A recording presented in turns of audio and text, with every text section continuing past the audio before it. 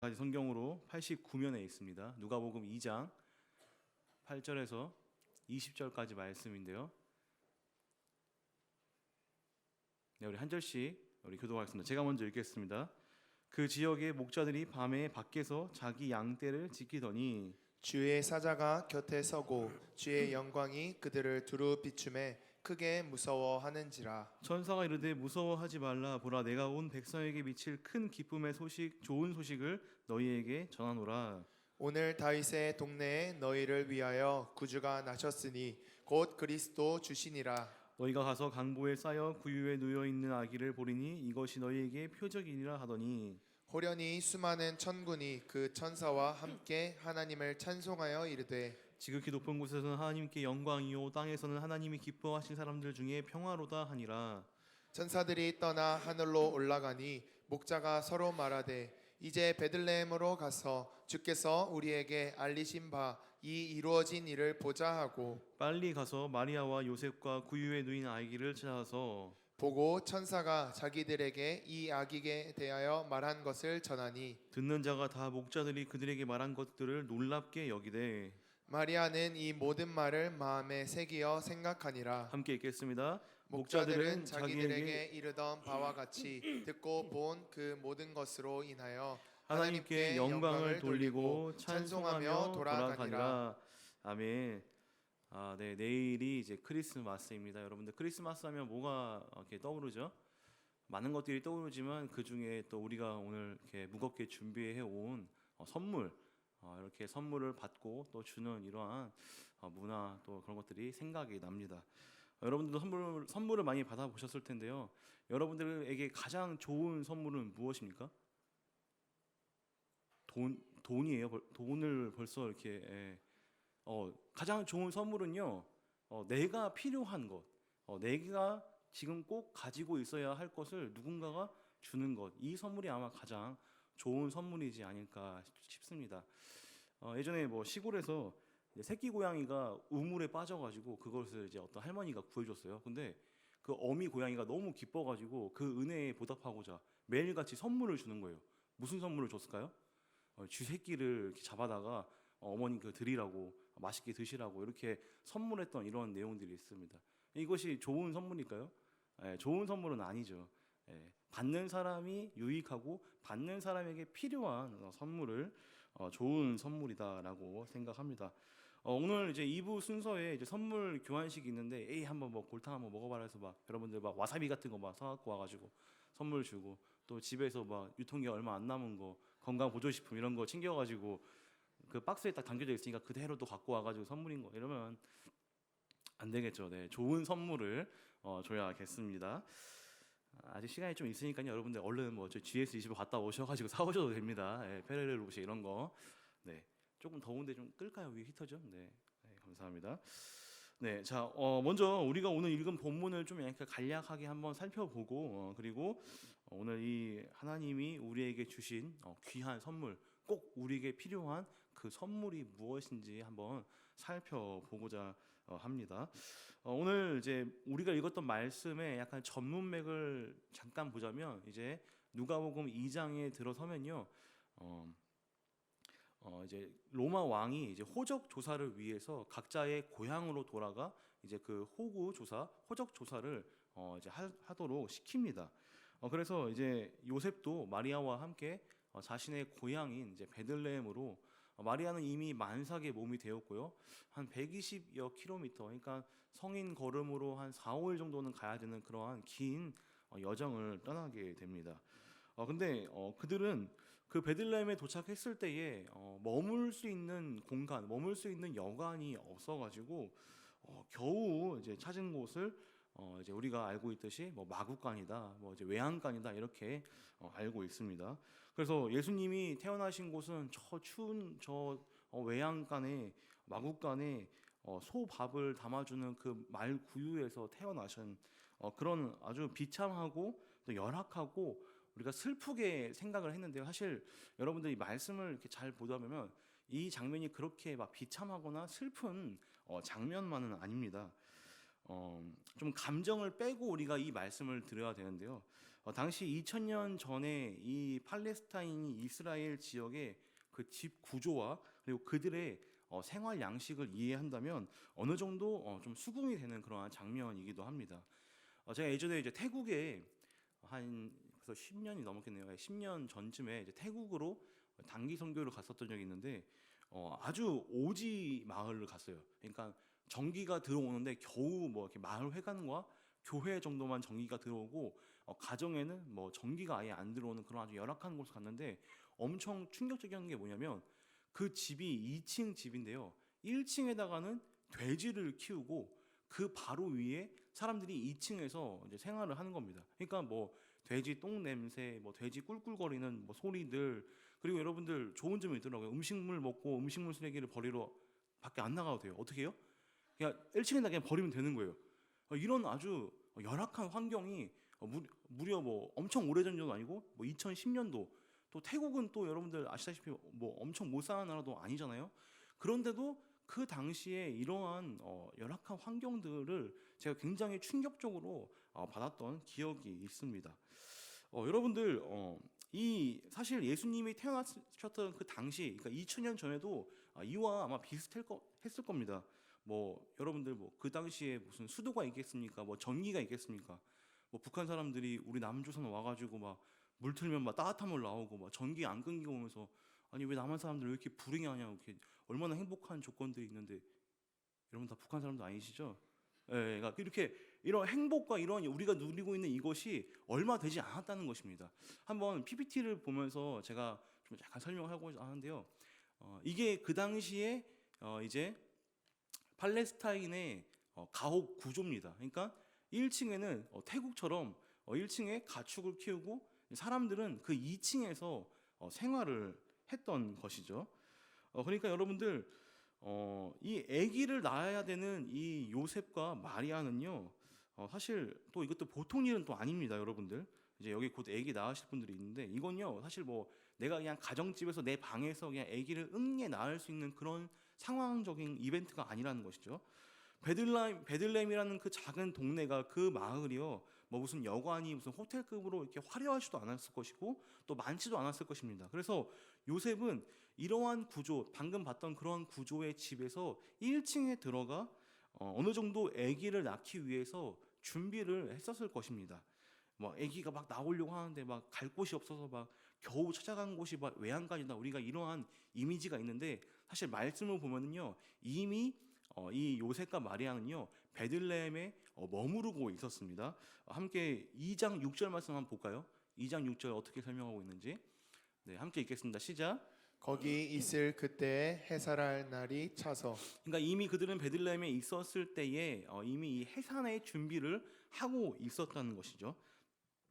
여러분들 이제 아기를 이제 낳아 보신 분들 거의 없겠지만 네, 아실 겁니다. 이게 아기가 낳는다는 게 뭐 한두 시간 만에 그냥 뿅 하고 나오는 게 아니에요.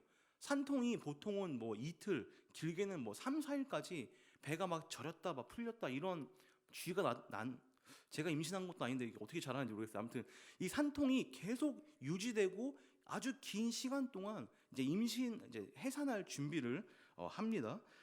근데 여러분들 이렇게 우리가 알고 있는 막 예수님이 막 급박하게 긴박하게 아주 추운 곳에서, 너무 열악한 곳에서 태어나지 않았다라는 것을 지금 설명하고 있는 것이에요.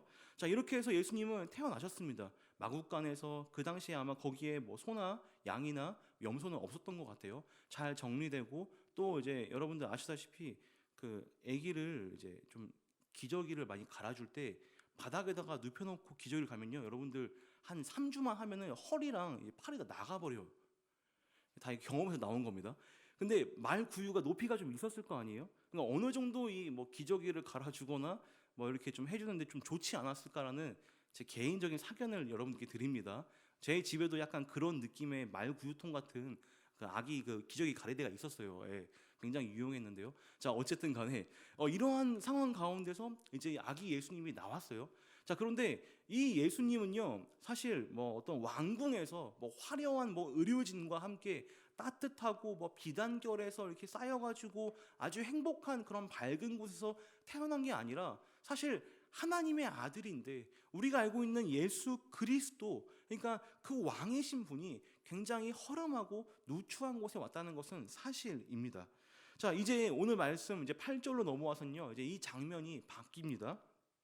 오늘 본문은요. 이제 베들레헴의 목자들에게 주목을 하고 있어요. 목자들, 양을 치는 목자들에게 관심을 주고 있습니다. 이들은요. 양떼를 보살피고 있는데 그 보살피는 시간이 언제였냐면 한밤중이었습니다. 그러니까 한밤에 지금 이 양들을 치는 목자들에게 천사가 나타난 것이죠. 여러분들 크리스마스가 12월 말, 그러니까 아주 추운 겨울이어가지고 예수님도 엄청 추운 겨울에 태어나셨구나라고 이렇게 생각하는 분이 계실 텐데요. 사실 이 크리스마스 12월 25일이 예수님의 진짜 생일이 아니란 건 여러분들 다 아시죠? 나무 위키 찾아보면 잘 나와 있습니다, 여러분들. 이거는 이렇게 로마 시대에부터 약간 이제 비롯된 그러한 기념일입니다. 기념일. 진짜 생일이 아니에요.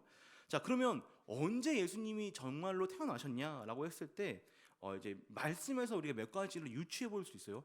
첫 번째로는 예수님이 마구간에서 태어났다라는 것, 그리고 지금 목자들이 한밤중에 베들레헴 근처에서 양을 치고 있었다. 이 두 가지를 가지고 한번 예수님이 언제 태어나셨지 한번 유추해 보도록 하겠습니다. 자, 일단 양들과 가축들이 지금 들역에 나가 있어요. 사실 여러분들 이스라엘과 이 예루살렘 근교의 겨울, 그러니까 지금 이 시절은요 생각보다 춥습니다. 제가 어저께 네이버에 검색해봤는데 이 베들레헴에서 한 8km 떨어져 있는 이 예루살렘이라는 곳에 현재 온도가 영상 10도예요. 근데 비가 자주 옵니다. 그리고 뭐 10도인데 비가 오면 뭐 그 정도면 괜찮겠지라고 하는데 거기 동네의 고도가 700m예요. 베들레헴은 800m고요. 여러분들 관악산이 몇 미터인 줄 아세요? 겨우 제가 알기로는 560인 580이니까 관악산에서 100m를 더 올라가야지 있는 동네가 지금 이 베들레헴이라는 동네라는 것입니다. 그러니까 굉장히 추워요. 그래서 겨울에는요, 사실 이 가축들을 집에 1층에 키우는 이유 중에 하나가 뭐냐면 그들의 체온으로 인해서 그 동물들의 온도를 통해서 이 집이 좀 훈훈해지는 그러한 역할도 있었는데 지금 이들은 어디 있나요? 가축들은 다 밖에. 그러니까 지금 이들은 한겨울은 아니다라는 얘기입니다. 그래서 어느 정도 밤에도 이 양들이 활동할 수 있고 목자들이 지낼 수 있는 그러한 곳에 있는데, 자, 근데 지금 이들은 또 양들을 어디서 치고 있냐라고 하면요, 이 베들레헴 들녘에서 치고 있다고 합니다. 여러분들 이 베들레헴 지역은요, 사실 목축을 하는 그런 지역은 아닙니다. 이곳은요, 이제 땅을 이제 기경해서 이제 농사를 짓는 그런 땅이에요. 이걸 어디서 알 수 있냐면 여러분들 룻기를 보시면 거기에 보아스가 어떤 사람이었냐면 농사를 짓던, 그러니까 그 베들레헴 지역의 대지주였습니다. 그러니까 여러분들 생각해 보세요. 내가 뭐 밀이나 보리를 파종해 가지고 들녘에 뿌려놨는데 양들이 그 새싹을 먹어요. 이 말이 됩니까? 안 되는 거죠. 아니면은 뭐 이 양들이나 염소가 보리나 이 밀의 곡식을 따먹어요. 그러면 이것 또한 말이 안 되는 것이죠.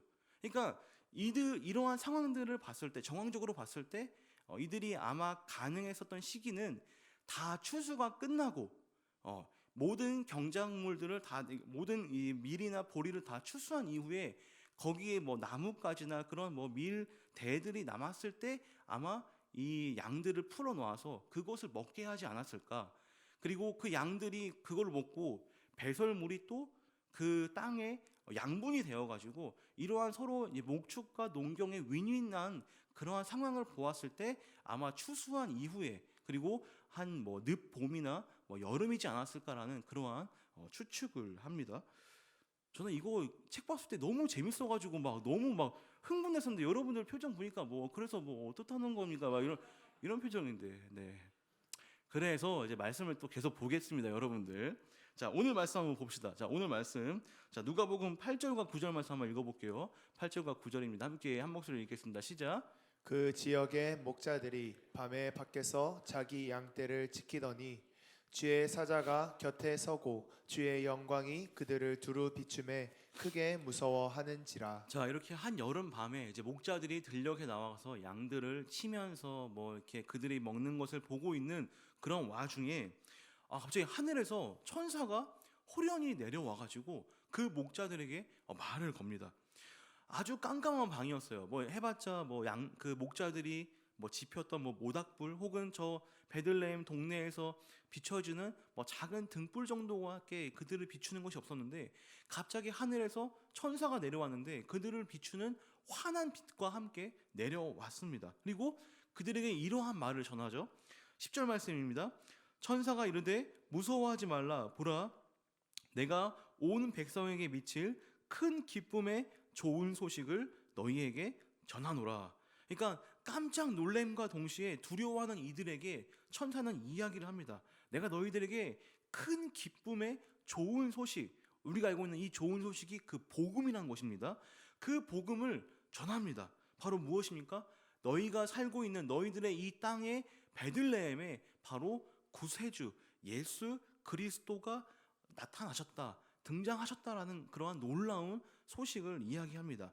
함께 11절과 12절 말씀, 우리가 천사가 되어서 한번 어떻게 얘기했는지 한번 읽어보도록 하겠습니다. 함께 읽겠습니다. 시작. 오늘 다윗의 동네에 너희를 위하여 구주가 나셨으니 곧 그리스도 주시니라. 너희가 가서 강보에 쌓여 구유에 누워 있는 아기를 보리니 이것이 너희에게 표적이니라 하더니. 네, 오늘 제가 설교를 좀 쉽게 하고 있죠. 제가 이제 고3들 올라오는 거 제가 연습하고 있는 거예요, 여러분들. 이제 그들 이제 올라와서 막 시험 들면 안 되니까.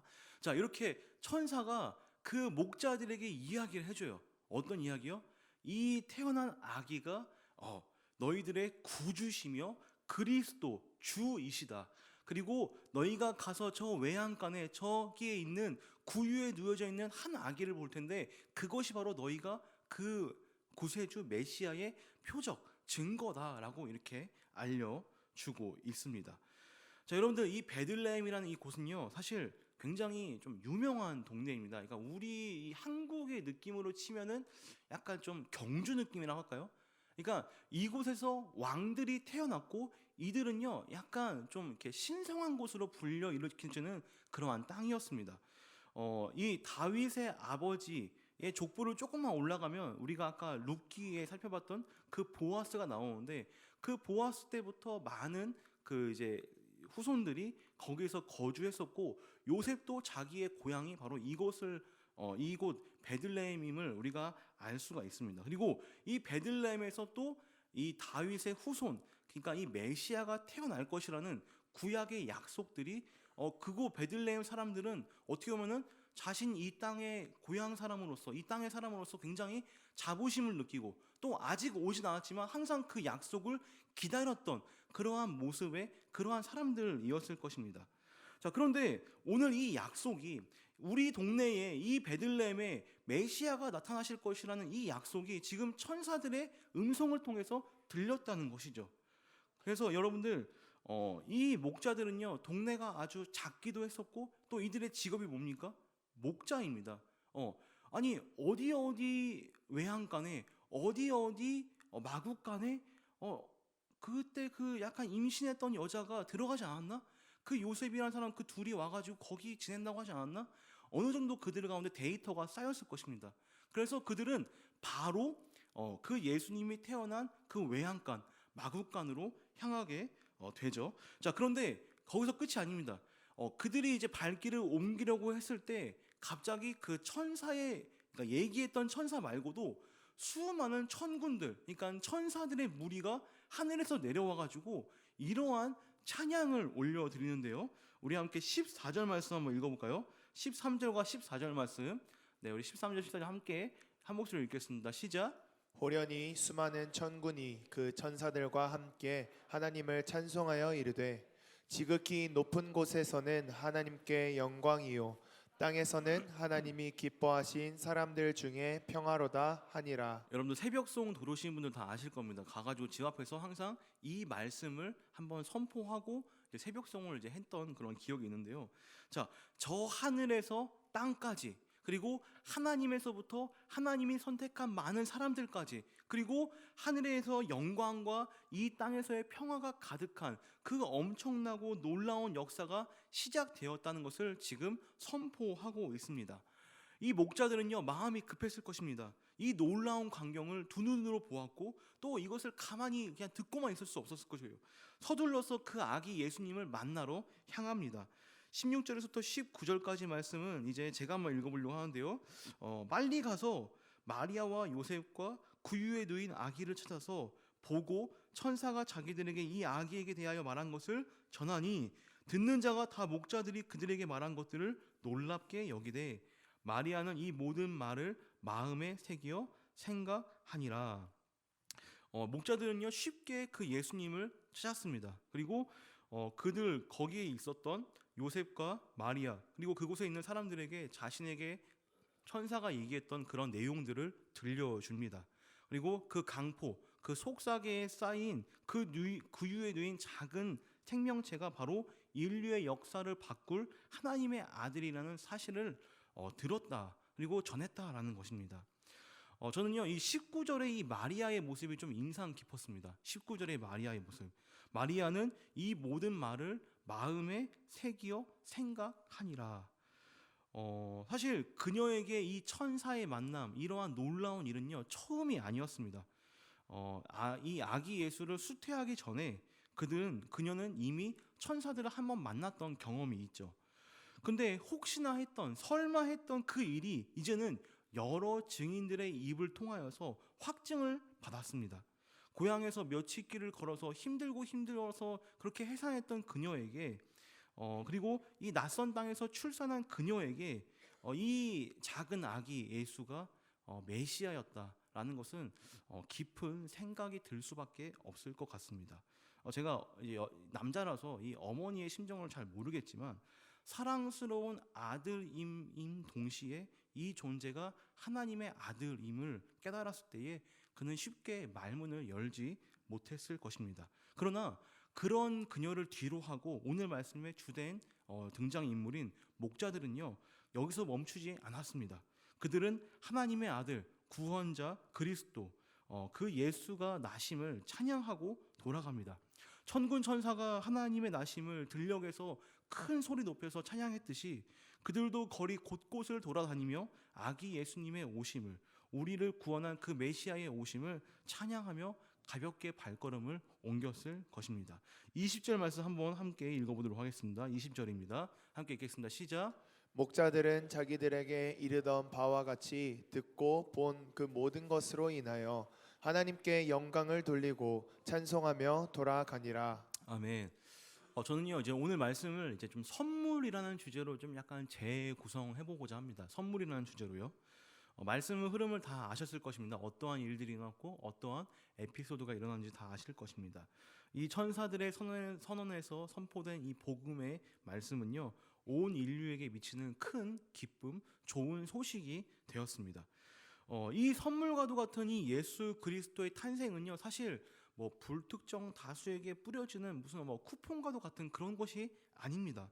이 천사는요 분명히 이 선물, 이 은혜, 이 기쁨의 내용에 대해서 정확하게 누구에게 주었는지 설명을 하고 있습니다. 그 대상이 누구인지를 이야기하고 있는 것이죠. 바로 이 선물은요, 이 예수님의 오심은요, 바로 너희를 위하여, 여기 있는 여러분들을 위하여 우리에게 주신 하나님의 깊은 또 놀라운 선물이라는 것입니다. 11절 말씀 이렇게 얘기합니다. 너희를 위하여 구주가 나셨으니 곧 그리스도 주시니라. 여기 모인 여러분들은요 이 복음의 소식을 듣고 구원을 받은 이 너희들입니다. 기쁜 소식에 반응하며 그것을 쫓아 여기까지 나오게 된 여러분들이라는 거죠. 누구에게 이 선물이 도착했냐? 바로 우리들, 여러분들 자신에게 이 선물이 주어졌다는 것입니다. 구원과 은혜로서 찾아온 그 놀라우신 예수님의 사랑이 여러분들에게 도착한 것입니다. 혹시나 여러분들 이 좋은 선물을요 여러분들만 누리고 있지는 않습니까? 온 세상에 미쳐야 할, 온 세상에 영향을 주어야 할 이 복음의 소식을 여러분들만 혹시 간직한 채 누리고 있지는 않습니까? 사실요 이 성탄은요 우리 교회의 새생명 축제보다 더 어떻게 보면은 세상 사람들에게 이 기쁜 소식을 알려야 될 너무나도 소중한 날입니다. 그런데 오늘 황선미 회장이 예배전 기도인도 때 했던 것처럼 세상은 이 축하할 사람은 축하는 하는데 축하할 대상이 누군지는 모르고 그냥 뭐 선물을 주고받는 좋은 날, 그냥 연인들이 데이트하는 그냥 그런 날, 이렇게밖에 인식이 되어져 있지 않다는 것이죠. 여러분들, 목자들의 그 심정에 대어 봅시다. 우리 마을에 드디어 메시아가 나타나셨다. 이러한 기쁜 마음을 들고 마을로 찾아갔던 그 목자들, 그리고 그 아기 예수님을 만나가지고 돌아오는 그 발걸음 내내 찬양하고 동네 사람들에게 이 기쁜 소식을 알렸던 그 목자의 심정을 우리가 한번 되새겨봐서 여러분들 삶 가운데서도 한번 그러한 귀한 선물을 나누어줄 그러한 사람들, 이웃들이 어디 있는지 한번 살펴보시길 바랍니다. 오늘 말씀 한번 두 가지로 적용을 해보려고 합니다. 첫 번째 적용은요, 우리도 이 목자들처럼 이 예수님의 나심을 찬양하며 기뻐해야 합니다. 오늘 문주비 전도사님 찬양기도 하면서 계속 막 웃으면서 막 기쁨으로 찬양하자고 했는데, 여러분들 이 예수님의 오심이 여러분들에게 정말로 기쁨이 되어야 됩니다. 정말로 여러분들 삶의 유일한 기쁨이 되어야 됩니다. 이 예수님을 우리에게 주셨을 때 선물이라고 표현되는데요. 이 선물은요, 예수님이 어떠한 분이신지를 또한 알려주고 있어요. 이 예수님은 우리의 구주, 그러니까 구원자이시며 그리스도, 메시아이시며 또 우리의 주인 되신 분이라는 것을 우리가 깨달아야 합니다. 이러한 여러분들 삶 가운데 기쁨과 또 예수님의 아심을 아는 그런 여러분들이 되시길 주님의 이름으로 축원드립니다. 여러분들 많이 아실 겁니다. 우리가 지금 이제 다음 주면 몇 년도죠? 2024년이죠. 여러분들 그 2024년에 그 기원이 어디서부터 시작됐는지 다들 아실 겁니다. 바로 예수님의 탄생부터 이제 역사가 새로 시작된 것입니다. 여러분들은 어떻게 보면 그 역사 가운데서 살아나고 있습니다. 뭐 조선 시대 그 이성계죠. 이성계가 첫 왕이 되었을 때 그 해를 뭐라고 합니까? 뭐 태종 1년, 3년 지나면 3년 이렇게 연호를 이렇게 했던 것처럼 여러분들이 살고 있는 이 땅은요, 사실 예수님의 탄생에서부터 시작되고 있다는 것을 기억하시길 바랍니다. 두 번째 적용, 우리가 이러한 예수님의 오심과 아심과 또 찬양을 하자라고 했고요. 자, 두 번째 적용은요, 여러분들은 귀한 선물을 받은 사람들입니다. 자, 그러면 여러분들 정말 내가 필요한 선물을 받았으면요, 여러분들은 그 선물에 반응할 수밖에 없어요. 그 반응은요, 이제 찬양이 될 수도 있지만 여러분들도 하나님에게 좋은 것을 드리고자 하는 그런 마음이 생겨야 합니다. 저 같은 경우는요, 구원의 감격과 또 이 사역자의 길에 들어선 건요, 사실은 많이 얘기했지만 내가 2년만 아니 1년만 다시 전도사를 해보자라는 그런 마음에서 시작이 되었습니다. 지금 벌써 날짜가 많이 지나가지고 목사까지 되었는데 1년만 더 하나님께 섬겨보자, 1년만 더 내가 하나님께 나의 삶을 드려보자라는 그러한 시작에서 저는 시작되었습니다. 여러분들도 하나님의 그 깊은, 그 놀라운, 그 엄청난 사랑과 은혜를 여러분들이 깨닫고 안다면요, 여러분들은 그냥 가만히 있지 않을 것입니다. 어떻게 해서든지 여러분들의 삶의 일부를, 어떻게 해서든지 여러분들의 삶의 어떤 부분을, 어떤 물질을 하나님께 드리고자 하는 그러한 마음이 있을 것입니다. 아까 제가 잠깐 그레이스홀에 갔는데 우리 저기 초등부 그 부장 권사님이 제 손을 꼭 잡고, 목사님, 저희 초등부에 교사가 없습니다. 저희 초등부에 교사 좀 보내주십시오. 이런 얘기를 했습니다. 네.